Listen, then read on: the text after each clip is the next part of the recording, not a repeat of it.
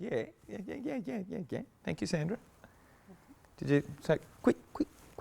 No, Sandra's really angry tonight. Actually, Sandra's always angry. She didn't even smile on the wedding photos, but never mind, that's another issue. Balan, can I have I'm not allowed to put it on there, am I? Thank you. Can I get you to take that and that? Did you say hello? You don't want to be in there either. Okay. Nobody wants to be here. That's letter 3. This is letter 1. Here we go. We're a family of men, and 2 of our clan are fighting. Men are really useless at sorting out emotional bits. Is that true? Yeah, I think it might be. Letter number 2 tonight. I can't work out why my wife can't make a decision. They've been married for 24 years. So obviously that means she made at least one. And the last letter tonight, it's about the election that dragged on for weeks and weeks. 56 days, 8 weeks. We want to throw out the likes of Hinch, not the security of a physical vote count. Yeah, talking about the possibility of electronic voting. Who likes it and who doesn't? I don't like it. Integrity in the system. When we come back, terrific load of panellists and sweet and sour. Don't go away. See you soon. Thank you. Got a problem, big or small, would a miracle be nice? Our motley crew is back, churning out advice. You might even laugh a bit in the following half hour. Park your backside on the couch, 'cause baby it's time for Sweet and Sour.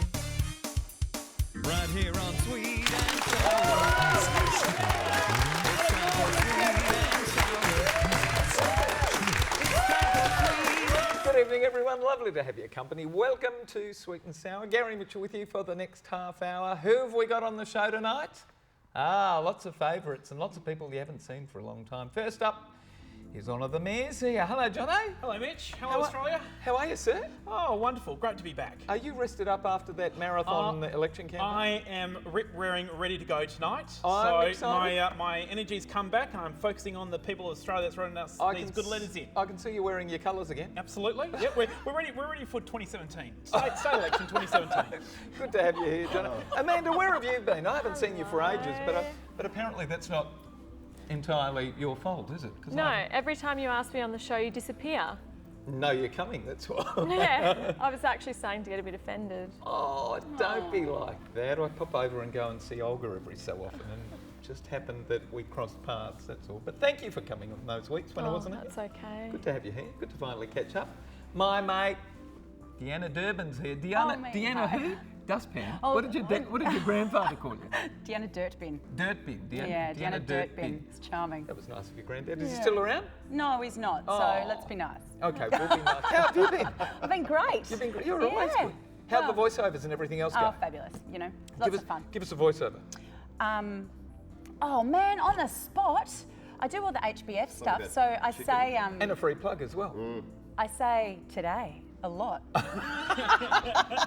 Pretty much it. Very good. Good to have you Call here, us today, book in today, get a quote today. Excellent. All right, today. Who else have we got today? Hello, Damo. Gary, Mate. how are you? I'm really well. Is your partner's name Olga? It is. Does she have some German in her? She doesn't have some, well, she may have in the past, but not at the anymore. moment.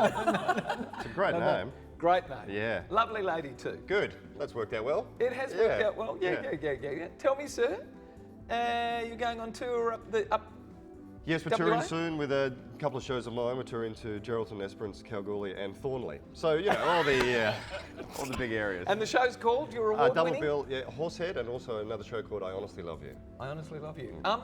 Just between you and me. The song? I Honestly Love You. No, it doesn't make an appearance by Dolly. All right. Nice to see you, sir. Here we go. First letter entitled Sons and Lovers. Hi. We're a family of men, and 2 of our clan are fighting, and men are useless at sorting out emotional bits. Mum's been gone for 10 years, and my terrific dad was left to bring up 3 sons on his own, and he's done a terrific job. My eldest bro went out with an older woman for 2 years. She's now 33, and Darren is 28. Anyway, they split up about a year ago. She always got on super well with Dad, who's 49. Well, last month, Dad took up with Darren's ex, and Darren is not happy. Darren broke it off with her, and he hasn't seen her since then. Dad told Darren last month that his ex called because she had free tickets to see Dad's favourite band, and she thought he would appreciate it the most. Anyway, Darren thought nothing of it until Dad told him that he's seen her several times since. Darren is now really pissed off and aggressive towards Dad. Dad hasn't had a woman in his life since Mum died, and I think he thoroughly deserves female companionship, but everything is changing. Our youngest brother is so angry with the situation, he wants to move out. He's only 19, he can't afford to. We've been the closest family since I can remember, but now it's just horrible. Could you please tell me what may eventuate and will it get better? It comes to us from John of Stirling in South Australia. Damo, first up, all the men are battling. No good. John, so what I can gather, your old man has looked after 3 boys pretty much while they're all teenagers. He's done incredible work. He's taken you to places he didn't want to go to, ever. I think it's time for him to have a bit of fun, and I think you should appreciate that. Let him get his action on. And simple solution, Darren, look for a hot mum. The ex, maybe the mum's hot. There's got to be a hot auntie or a hot sister somewhere in there, right? Yeah. Hot mum. Many hot mums around? Oh, God. Hello? Are you a hot mum? I'm a mum. All those in favour of Deanna being a hot mum? There you go. Oh, thanks. We even got a vote from the female panelist over here as well. Girls can think other girls are hot. Yes. Yeah, that's a hot thought as well. Fantastic. Bringing the heat. Anyway, Jono says he's a bit anxious about what's going on in the family. Well, I think Jono should get over it. I mean, seriously, happiness trumps jealousy every single time. And that's what's going on But here. none of them are happy. Oh, except Dad. Maybe. John, the only thing that's going wrong here is the brother's jealousy. If the brother could get a handle on it and let go of the person that he already let go of anyway, because he didn't want to be with her. He broke up with this girl, right? He broke up with this girl. He doesn't even want to be with her. So he's got an issue of jealousy. Dad, who, like you said, has looked after 3 boys through their teenage years, deserves some happiness, don't you think? You know? But happiness, I'm telling you. You know what I reckon's going to happen here? Because Dad looks after his family. Dad's going to say, "Hun, no, I sorry, really we have hope to he break doesn't. up." I really But you know hope what he will doesn't. happen? Darren will go away and go, "Yeah, well, you know, I'm not there anymore." And if it's real, that girl might come back. I don't know. We'll see. We'll see. Amanda, what's your take on this? Yes, well, green-eyed monsters make for great TV. So if, you know, the young one's wants to move out but doesn't have enough money, wants to get away from the situation, maybe you should create a bit of reality TV. This is something Channel 9 would just eat up. So, yeah, it's like, you know, reality TV. Family drama. Isn't there enough family drama on Do we need television more already? reality? Yeah. We're trying to do the Kardashians in South Australia. Yeah, totally. Well, if it's happening, it's happening. Oh my goodness. The Kardashian boys. Kind of. Why can't men sort things out? Why do men actually just close up and women can chat it out forever and a day? Do we know why? Yeah, Different brain ovaries. Because they don't have ovaries. Speaking of someone without ovaries, Jono. Yeah, look, John, like your name, for the name's sake, I'm sticking up for you. I think it's completely and utterly outrageous. Darren's absolutely correct to be disgusted by it. I heard the panel earlier say that there was times your dad went to places he didn't want to go. Well, he's going to places now where he shouldn't be going. So I think, and the age difference, she's just 33. I mean, your dad's going to be pushing the pension shortly. She's not going to stick around. It's not a long-term thing. Quite frankly, your dad really needs to find somebody around his own age and not go out with his son's rejected girlfriends. I think that's terrible. Oh, no compassion for the dad over Window there. into the soul of past dating there for John. When we come back, we're going to be talking more family drama about people, partners in particular, who can't make decisions. And it's been going on ever since they got married. Don't go away. We'll see what the panel have got to say about not being able to make a decision in a relationship. See you soon. Who can't make... Getting in touch with Sweet and Sour is easy. Just head to sweetandsour.net.au to send us a letter. And while you're there, why not check out our past episodes? Plus, don't forget to like us on Facebook and follow us on Twitter. And for a behind-the-scenes look at Sweet and Sour, check us out on Instagram. And for every letter writer, we're going to send you to the movies, courtesy of the very gorgeous Natalie Cameron and NRC Communications, which is Natalie Cameron Communications, in case you didn't pick it up. And the movie we're sending you to this week is Love and Friendship. That's not how the song goes, but you know, Close. try hard anyway. Here we go. All right, letter 2, Decision Collision. Dear Sweet and Sour, Cecil of Berlin writes, I can't work out why my wife can't make a decision. Doesn't matter what it is, be it the colours for the lounge room, which insurance policy to buy, what to buy for the kids for their birthdays, what to have for dinner, and so on for everything. And as much as I knew she loved me, even back then she had trouble saying yes to getting married. She agonises over the most trivial of non-issues. I was so embarrassed last week when we spent more than an hour and a half at a framer shop, coincidentally, trying to decide between frame mouldings. On this occasion, I made a point of sitting back and not helping. The framer was terrific and helped her make a good decision. Then she thought about it and had trouble giving the go-ahead. She kept saying, "I'm just not sure." I could see the exasperation in the poor framer's face. These decisions aren't a matter of life or death, but seriously, this has got to be pathetic. If I knew why she couldn't make a decision, I could cope. But after 24 years of the same behaviours, I'm almost ready to give up. What do I do here, panellists? And why is she like this every single day on every single issue? As we said, comes to us from Cecil of Berlin in Victoria. Jono, the mayor. Yeah, look, trivial matters, as you say. I feel Australia's got a problem with communication. People need to talk to each other. I think perhaps the first thing is just talk, just letting you know your frustrations. If not, be more assertive and perhaps make it more fun, give her limited options. So instead of giving her a whole end of world of options, 2 or 3 maybe even just draw it out of a hat type thing and say, there you go, that's how we're going to do it now. We're just going to draw things out of the hat, you make the decisions, and then you come to her and you have a bit of a gameplay with it. But yeah, as I say, trivial matters, have a chat, nothing to get too upset about. Although I do understand the dinner thing. I went to dinner the other week, we sat down, and then my partner said, I don't like here, can we go somewhere else? That is, I can understand the frustration. I hate that. You've settled into the night and all of a sudden... Yes, but trivial things. Don't let it get to you. Amanda, do you have trouble making decisions? Me and Cecil's wife, we're on the same wavelength. Why does it happen? Why? I cannot decide. What are you scared of? Between, I'm standing in the ice cream queue to get a scoop of ice cream, and people are going nuts behind me because I want to taste every single ice cream and then think about it for 5 hours. This is calories, people. I want to make sure I really enjoy the calories I'm consuming. But I think it's because Cecil's wife sounds like a perfectionist. And she is so afraid of making the wrong decision.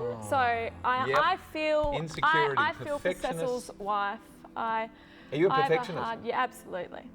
Drives me nuts when it doesn't make a difference. But it makes a difference to the person who's making the decision. That's an insecurity. You've got to make every decision work. It doesn't matter what it is. The moment you decide, you've got to work towards it. You get that chocolate ice cream, you go, and then you're just like, why didn't I get the vanilla? It doesn't make a difference. You get it next time. There you go, Deanna. What if there is no next time? What if you get hit by a bus? Doesn't make a difference if there's no next time. Gone. And you have all the ice cream you want in heaven, yeah? You've got to make some decisions for her. Encourage her. Make a decision and then show her why it's right after a little bit of time. See, you made a good decision. See, you made a good decision. So 1950s. You've got to encourage You're people. my wife, I'll make the decision for you. No. You want me to decide, honey, I'll make the decision for you. She makes the decision and he says, fine, let's go with it. And then he says, look at why your decision was so Positive good. reinforcement. Positive reinforcement. Oh, right, yeah. Or she can just leave it to hubby and play the 1950s. Deanna, Yes. trouble making decisions? Well, personally, I am a little bit of an impulsive decision maker, so I have a tendency to make snap decisions that don't always work out that well. So I've started doing pros and cons for decision-making processes, and this might work for Cecil's wife. Get a piece of paper, 2 columns, pros, cons, write down all the stuff that's good and bad about it. And whichever one comes out on top, that's the one you go with. Oh, imagine standing in an ice cream parlour. Just a moment, please. Oh no, maybe you do it before you go to the ice cream parlour. You don't know the flavours, do you? Oh, surely people know generally what flavours they like. What are you scared of when you can't make a decision? Well, I can make decisions, I just make them too quickly. So now, these days, I'm scared of making a really bad decision really, really quickly. So, but if you're scared to make a decision, maybe, like Amanda said, scared of getting it wrong. I think you should just get over it, make a decision, move on. Consequences aren't that great, no matter what you do, even if it's a financial decision. Damo, last word to a man. I can't decide about this one. Again, Cecil, great name. I'm with John a little bit. Trivial matters. What if it's not trivial? My husband's on fire. Do I get some water? She has to sort that out. I just put this to you, maybe, Cecil. After 24 years, I think Jono's right. If I knew why, have you not asked her after 24 years of marriage? Yeah, why are you pissed off now? 24 After years. Yeah, good point. And maybe Yeah, because it's all this pressure you're putting on her. I'm just putting it out there. Oh, it's your fault, buddy. Maybe All right. she's having trouble. Up and down the panel quickly. Suggestions to make it easier for her to make a decision? Jono. As I said, become more assertive, make it more of a game type thing, give her limited options. Limited options. Means less difficult to make a decision. Amanda. Deep breaths. Deep breaths. Dee. Get off her back, Cecil. Get off her back. Okay. Give her some space. Let her make a choice. Damon. Make all her decisions for her. Make it easy on yourself, and you can't complain about the decisions afterwards, can you? That's right. Very well. When we come back, we're going to be talking again about the elections that we just had and looking forward into the future, whether we take on the option of electronic voting. Don't go away. We'll see what the panel's got to say. More of Sweet and Sour coming up. See you soon. Do we like electronic voting? Whether you like it sweet or prefer it sour, make sure you tune in on Mondays because there's something for everyone. Time for Sweet and Sour. Right here on Sweet and Sour. It's time for Sweet. Welcome back to Sweet and Sour. Last letter called Hinch Pinch. Here we go. Hi, panellists. Look, there's a couple of issues coming out of these elections that really gets on my goat. The first is Darren Bloody Hinch. Does anyone realise that this self-serving headline seeker never bothered to enrol to vote in his entire adult life until he wanted to become a politician with a parliamentary wage? He said he always reserved the right because he was a journalist. What a completely self-centred and convenient attitude. No wonder we, the public, become cynical with politics. Look at this opportunistic parliamentary grab by this mongrel. And does anyone know what passions drove Senator-elect Hinch to run for Parliament? Of course not, because he's just an egotistical mouth and issues are secondary to his profile. It makes me sick. The second item is all about this discussion about electronic voting. It's rubbish. Has anyone forgotten how long the electronic Bush-Gore Florida presidential vote took? Despite electronic counting of computer chits, the vote counting was still slow and was ultimately and incorrectly determined by the courts simply because they were impatient for a decision. There is nothing more secure and reassuring than the way voting is conducted and counted as it's done now. This demand for now results is a reflection of our immaturity, always wanting instant gratification. We want to throw out the likes of Hinch, not the security of a physical vote. And it comes to us from Glenn of Fremantle in WA. Deanna. Yes. Thoughts? Two issues here, electronic voting and Hinch. Yeah, well, I think for starters, Glenn, if you're going to talk about throwing anyone out, it's probably going to be Pauline Hanson, not Darren Hinch. And to be honest with you, if you took the time to read the website of the, party that he has, Justice Party, I think it's called, all the platforms written out for you. If you've got the capacity to write a letter, you've got the capacity to read a website, buddy. It's all there, okay? Secondly, the voting thing, I'm not sure. I mean, I quite like filling out boxes on a piece of paper. You know, I feel that that's pretty reassuring, but everything's electronic these days. It's probably going to go that way anyway, I would think. Because of culture push. Yeah, absolutely. Doesn't I mean, mean all it's the a good kids, thing. the kids don't know how to use pens and pencils these days. They need to be able to press buttons on something, don't they? It doesn't do anything for me. I'm quite Well, you won't happy be voting for that much longer. That's true. Wow. And most of our viewers won't be voting for that much longer. Never mind. Respect us all. Damo. First of all, I'd love to be invited to a Justice Party. Sounds amazing. Yes, the first ever politician ever in the history of politics to be a self-serving headline seeker. But anyway, Darren Hinch. Oh, of course. I feel like online voting could be immensely corruptible, and I couldn't stand going through an 8-week campaign for it to be corrupted and then to find out we have to go back to the polls because things have gone wrong. And quickly, the last election I was in rural South Australia. And wow. it was a bit of an event. It brought all the people together. Oh, Yeah, it was really nice. I just wonder if we take voting away from that, again, are we lessening people's ability to interact with each other face to face? Yeah, I love an election night. God, I've been at parties in the past where it's been election night. Yeah. Interstate, and we've all is it a gone. Justice Party? No, it wasn't just a party, although it turned out into needing to be one. And we've excused ourselves very quietly and gone and turned on the television Yeah. and sat there watching the results coming through and cheering and booing and hissing and yeah, they're fun. I like the culture. This year was very exciting. Well, gosh, look at and how long it took. And that's not going to change. It just won't change. You know, even if we have electronic voting, it's not going to be a quick result. Look what happened in Florida and where was it? Yeah, Bush Gore. Yeah. Jono. Yeah, Glenn. Look, having grown up watching Steve Farzan on Full Frontal, I can't resist. Here we are. That's right. Here's a man from Fremantle, writing in, doesn't know what he's talking about. If he knew anything about me, headline grabbing, he says, well, I've been in jail. I've been to jail for the reasons I believe in, and that's making sure pedophiles are locked up. So you want to know what the Justice Party stands for? It's making sure pedophiles are locked up, and I'll go to jail for it. And of course, shame, shame, shame.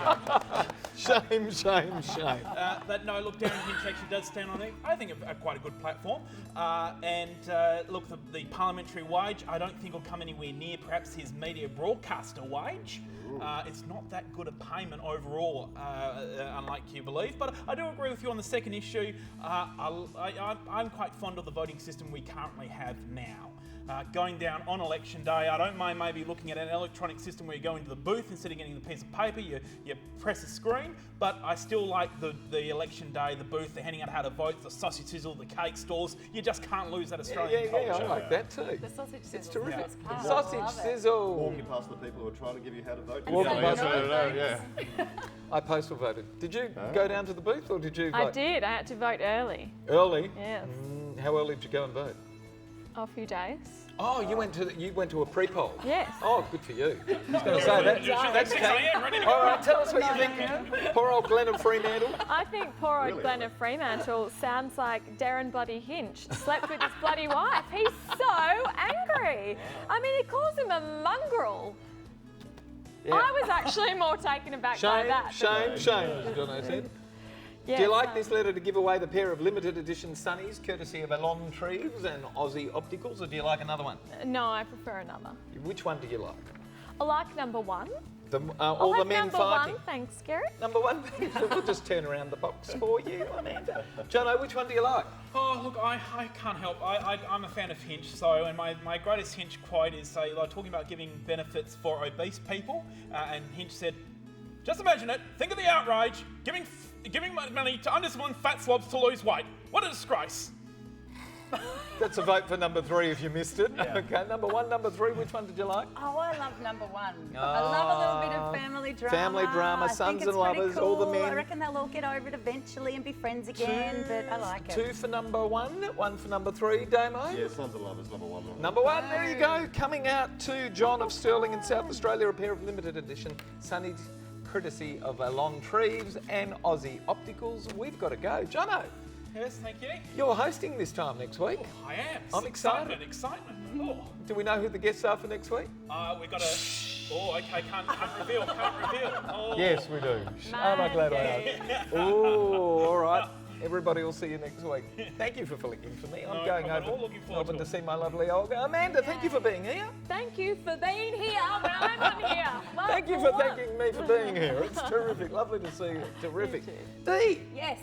voiceovers where? What do you mean? Where? HBF? Yeah, HBF and AHG and a bunch of sort of web online, thingies, bunch of different stuff really. Thank you for all being over here. the place. Damo, where are we going to see you? Up in where, Geraldton next? Yes, and possibly on Crime Stoppers before too long. If not already. We've got to go. Thank our wonderful panelists.